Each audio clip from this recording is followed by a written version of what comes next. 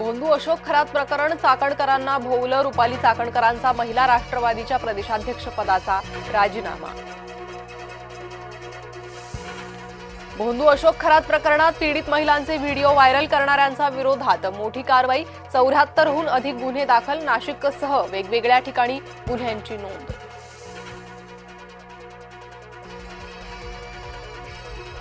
देशातील इंधन उपलब्धतेचा राष्ट्रीय आढावा, पंतप्रधान नरेंद्र मोदी आणि मुख्यमंत्र्यांची बैठक, व्हिडिओ कॉन्फरन्सद्वारे इंधन समन्वयाचा प्रयत्न।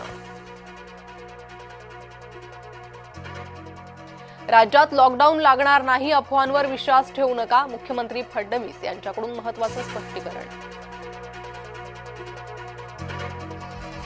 केंद्राने इंधन दरवाढ टाळली, पेट्रोल डिझेलच्या उत्पादन शुल्कात 10 रुपयांची कपात, आखातातील युद्धाच्या पार्श्वभूमीवर सरकारचा निर्णय।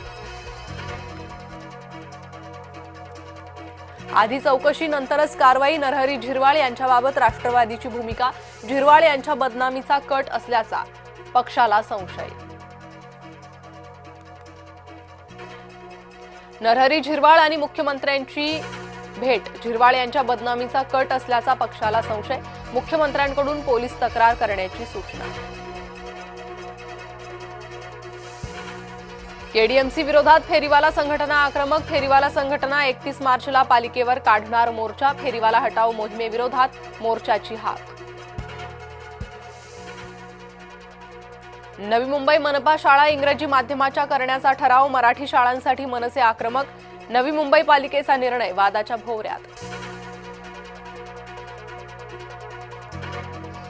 चंद्रपुरात प्रियकरासाठी पोटच्या मुलीनंच केली वडिलांची हत्या, 3 वर्षांनंतर प्रियकरानेच केला भांडाफोड, मृत वडील आणि दोघे आरोपी पोलीस दलात कार्यरत।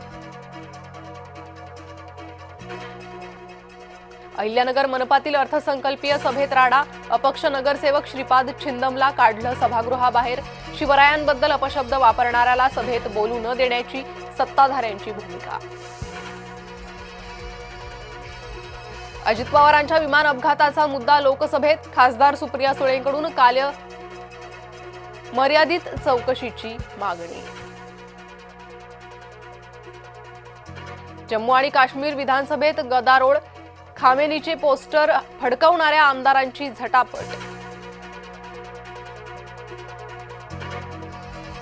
काश्मीरमध्ये सोनमर्ग जवळ हिमस्खलन, बर्फाच्या ढिगाऱ्यामध्ये अडकली वाहनं।